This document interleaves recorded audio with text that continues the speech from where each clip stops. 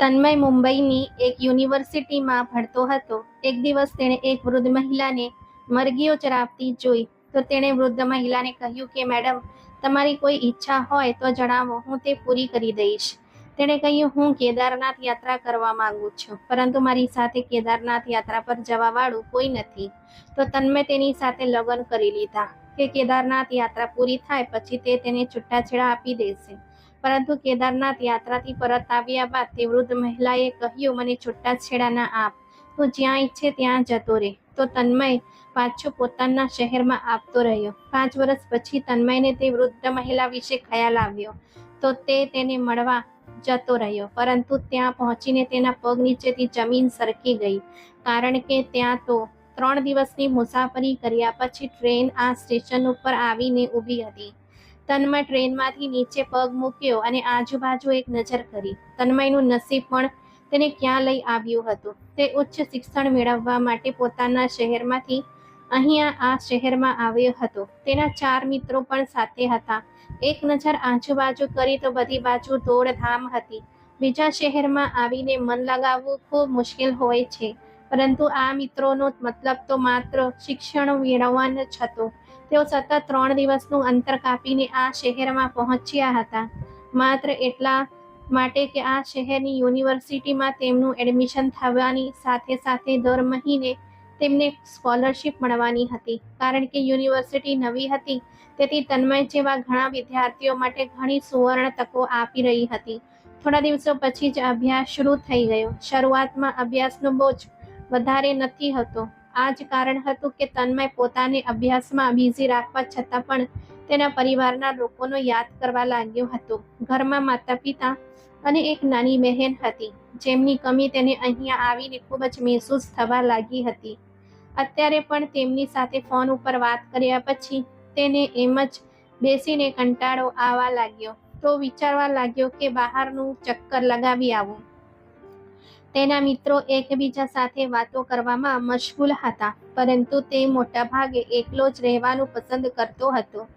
તન્મય પોતાની હોસ્ટેલમાંથી બહાર આવતો રહ્યો અને એમ જ આ શહેરમાં ફરવા લાગ્યો. પહેલા તો શહેરની ખૂબસૂરતી અને બજાર જોતો રહ્યો, પછી આમ જ ચાલતા ચાલતા તે શહેરના બજારમાંથી નીકળીને એક કાચા રસ્તા તરફ જવા લાગ્યો, જ્યાં ચારે બાજુ હરિયાળી જ હતી. આજુબાજુ ઘણા લોકો આવતા જતા હતા. બાળકો ખુલ્લા મેદાનમાં રમવા વ્યસ્ત હતા.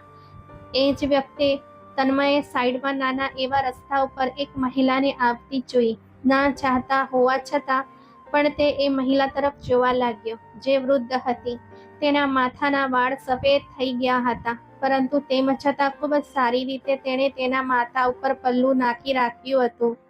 હાથમાં લાકડી પકડીને તે તેની મરઘીઓને એક લાઈનમાં આગળ લઈને જઈ રહી હતી. આટલી બધી મરઘીઓ અને તે ફક્ત એકલી, એ બધીને લાકડી વડે ઈશારો કરીને એક તરફ લઈને જઈ રહી હતી. તે દૃશ્ય કંઈક એવું હતું કે તન્મય ત્યાં જ ઊભો રહીને જોવા લાગ્યો. ત્યાં આસપાસ તેના સિવાય બીજું કોઈ ન હતું. તે મરઘીઓ પણ જાણે તેના દરેક આદેશનું પાલન કરી રહી હતી. તે જો કહેતી કે આ બાજુ ચાલો તો એ મરઘીઓ તો જાણે કોઈ મનુષ્યની જેમ તેની દરેક વાતને માનીને એ બાજુ જ ચાલતી. તન્મય ધ્યાનથી એ મહિલાને ત્યાં જ થોડો દૂર ઊભો જોવા લાગ્યો. એવું ન હતું કે તે કોઈ જુદી વિચારસરણી ધરાવતો વ્યક્તિ હતો કે તેની નિયતમાં ખોટ હતી, પણ ખબર નહીં કેમ તન્મયની નજર ના જાણે તેના ચહેરામાં શું શોધી રહી હતી કે અચાનક તેનું ધ્યાન વૃદ્ધ મહિલા તરફ ગયું. વૃદ્ધ મહિલા આ ઉંમરે આ બધું કરતી હતી. ના જાણે આનું કોઈ વારસદાર હતું કે નહીં, જે પોતે એકલી જ આ બધી જવાબદારી ઉઠાવી રહી હતી. થોડી વાર પછી તે તેની મરઘીઓને લઈને એક નાનકડા ઘર તરફ ચાલવા લાગી, જેની 4 દિવાલો એટલી નાની હતી કે તે ઘરની અંદર જતી રહી તેમ છતાં પણ તે દેખાતી હતી. વૃદ્ધ મહિલાએ પોતાની મરઘીઓને એક બાજુમાં બંધ કરી ત્યાર પછી અંદર રૂમમાં જતી રહી. ત્યારે એક વ્યક્તિ ત્યાંથી પસાર થયો, જે આ વિસ્તારનો રહેવાસી હતો. તન્મય તેને પૂછવા લાગ્યો કે ભાઈ, આ વૃદ્ધ મહિલા શું આ ઘરમાં એકલી રહે છે? તેનો પતિ કે તેનો પરિવાર ક્યાં છે? આ સાંભળીને તે વ્યક્તિએ કહ્યું, અરે ભાઈ, હવે હું તને શું કહું? તું પૂછી જ રહ્યો છે તો સાંભળ. હું પોતે બાળક હતો ત્યારથી તેને એકલી જ અહીંયા જોઈ રહી છું. આ મહિલા 16 વર્ષની હતી ત્યારે જ લગ્ન કરીને આ વિસ્તારમાં રહેવા માટે આવી હતી. તેનો પતિ ખૂબ જ સારો અને વિનમ્ર હતો. આખા ગામમાં તેમનું ખૂબ જ માન હતું.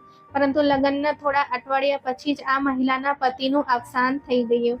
સાસુ સસરા પણ નહોતા. આજુબાજુના લોકોએ તો એવું કહીને તેનું જીવન દયનીય બનાવી દીધું હતું કે જુઓ તો કેટલી મનહૂસ નીકળી. આવતાની સાથે જ પોતાના પતિને ખાઈ ગઈ. પરંતુ થોડા દિવસો પછી એવા સમાચાર પણ બહાર આવ્યા કે આ મહિલા ગર્ભવતી છે. આ સમાચાર આ મહિલા માટે ખૂબ જ ખુશીના સમાચાર હતા. તેના પતિની નિશાની તેની પાસે આવવાની હતી. પરંતુ આ વાત ઉપર પણ અહીં આ લોકોએ તેને ચેન ન લેવા દીધું.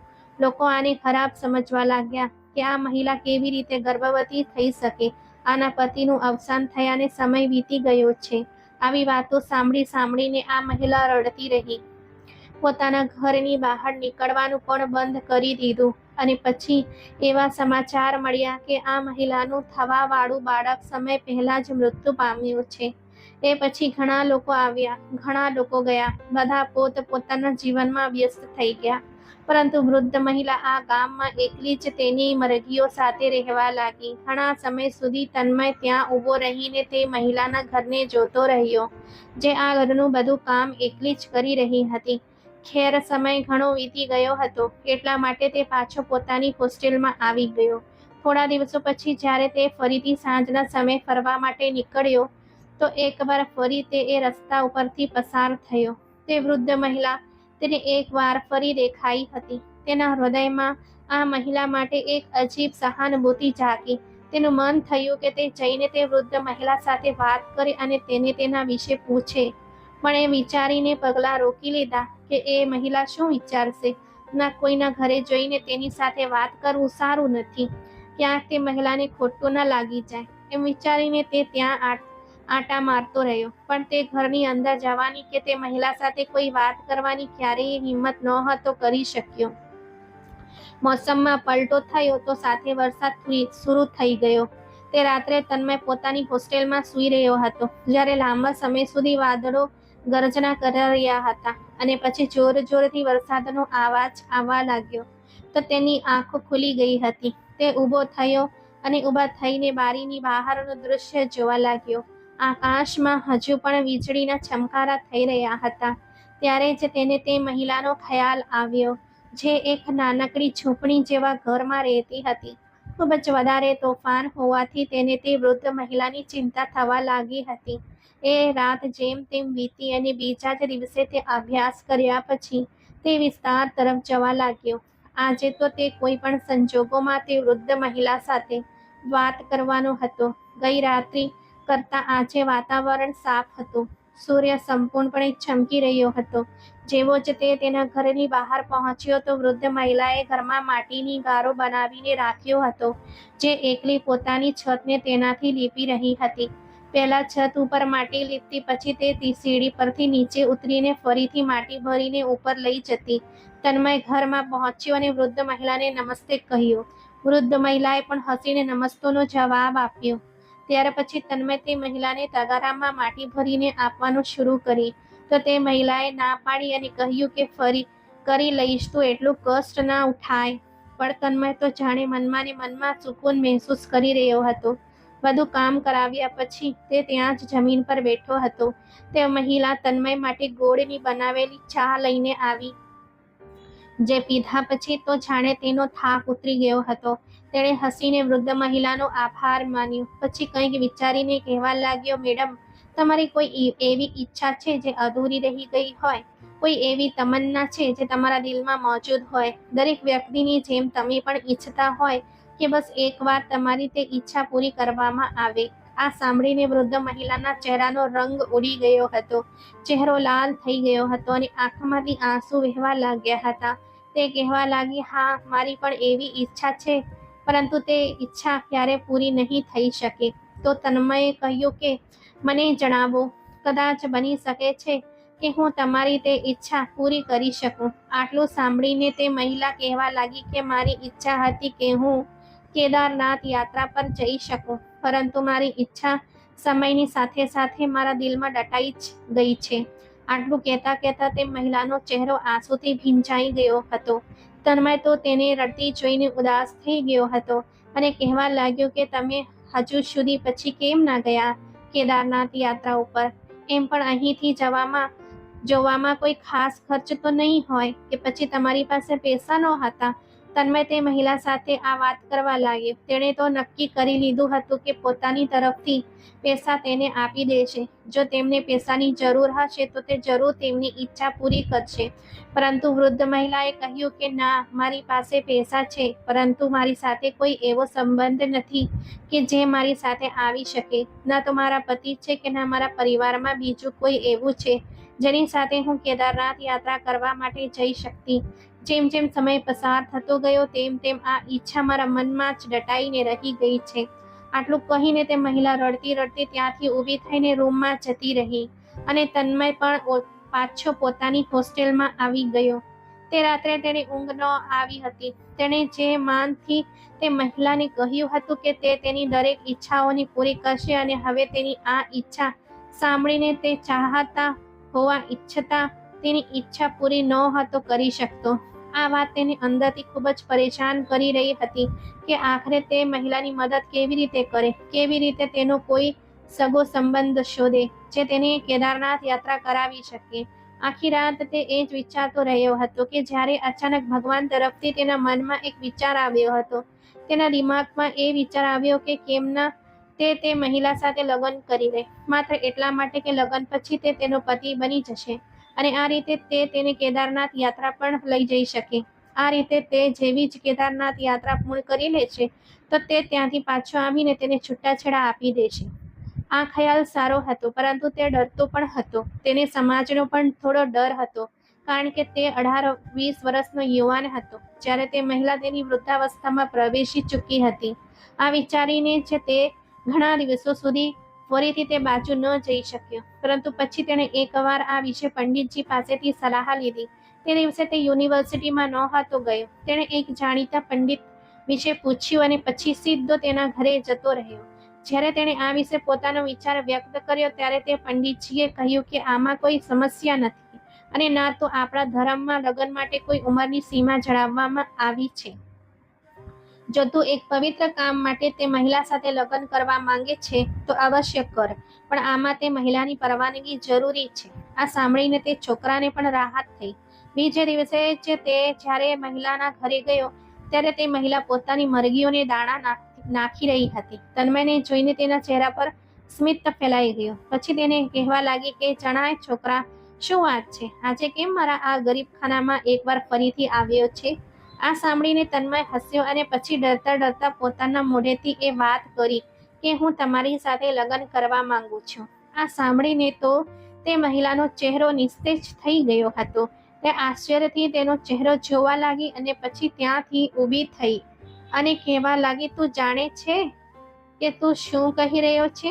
આ સાંભળીને તન્મય કહેવા લાગ્યો કે હા, હું જાણું છું. હું તમારી ઈચ્છા પૂરી કરવા માંગુ છું. મેં આ વિશે ઘણું વિચાર્યું છે અને પછી હું આ નિષ્કર્ષ પર પહોંચ્યો છું કે હું તમારી સાથે લગ્ન કરીને તમને કેદારનાથ યાત્રા પર જરૂર લઈ જઈશ. તે પછી ત્યાંથી પાછા આવીને હું તમને છૂટાછેડા આપી દઈશ. એમ પણ મારો અભ્યાસ પછી અહીંયા પૂરો થઈ જશે અને હું પાછો મારા શહેરમાં જતો રહીશ અને તમે તમારી આગળની જિંદગી અહીંયા નિત્યક્રમ મુજબ વિતાવી શકશો. તે મહિલાએ ઊંડો શ્વાસ લીધો. તેની આંખોમાં આંસુ હતા. થોડી વાર સુધી તે કોઈ જવાબ ન આપી શકી. ત્યાર પછી કહેવા લાગી કે હું આ અંગે કોઈ ઉતાવળિયો નિર્ણય લેવા નથી માંગતી, એટલા માટે હું તને આ વિશે વિચારીને જણાવીશ.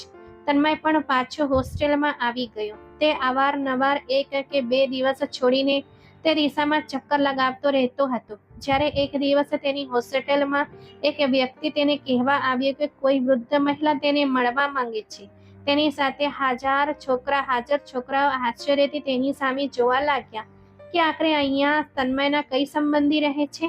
ખેર, તે બધાની અવગણના કરીને તે મહિલા ઘરે પહોંચ્યો. જ્યારે તે તેના ઘરમાં પ્રવેશ્યો ત્યારે તે ઘરમાં બનેલા મંદિરમાં પૂજા પાઠ કરી રહી હતી.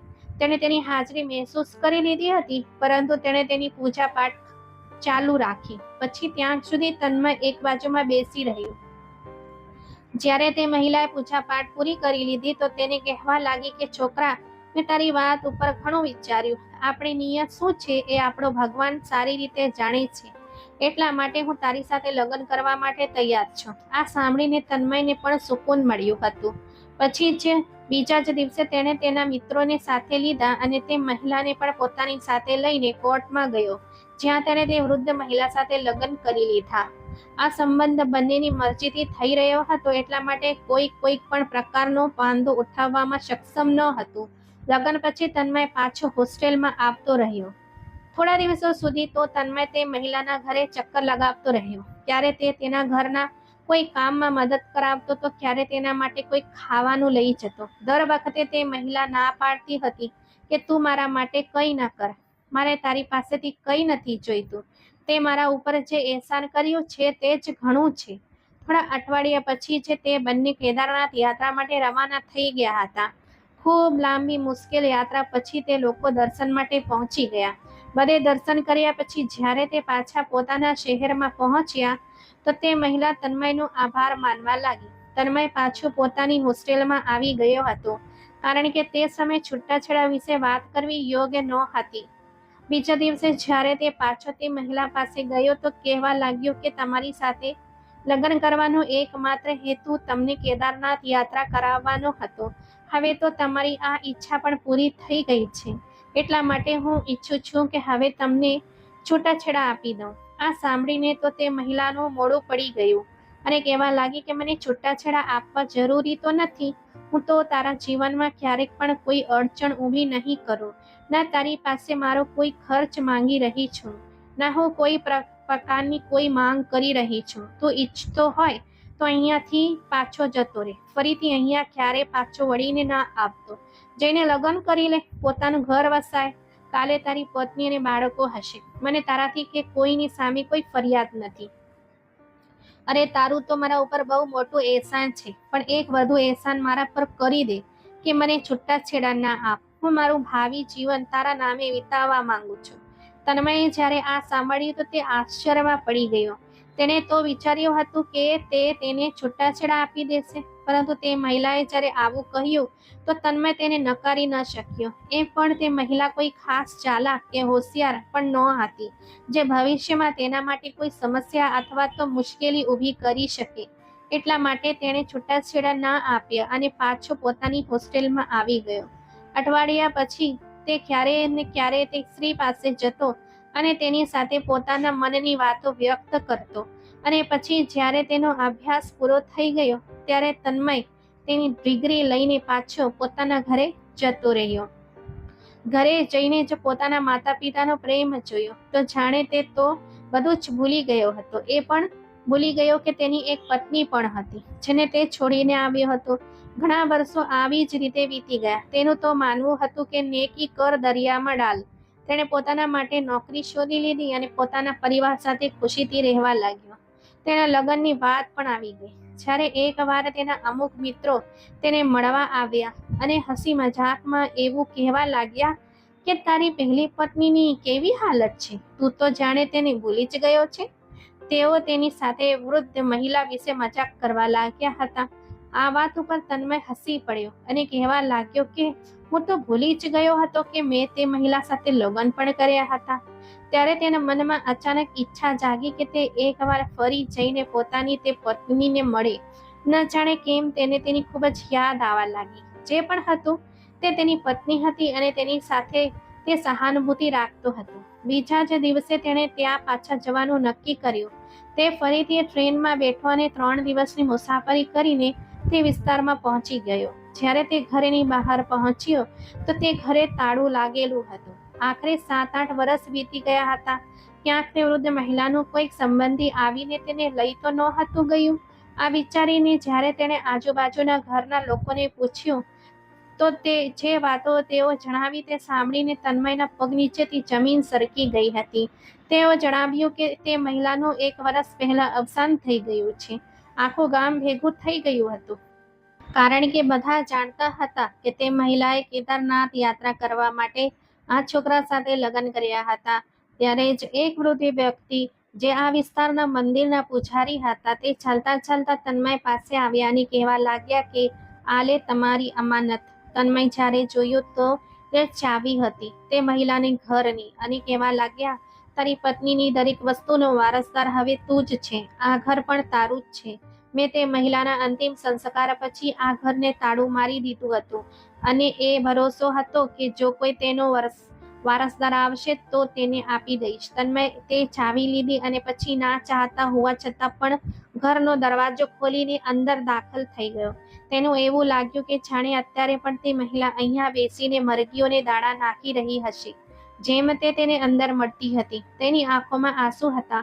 તે ચાલતો ચાલતો અંદર ગયો અને રૂમનો દરવાજો ખોલ્યો. રૂમમાં હાજર તમામ વસ્તુઓ જેમ હતી તેમ જ પડેલી હતી. ત્યાર પછી તેની નજર એક બેગ ઉપર પડી.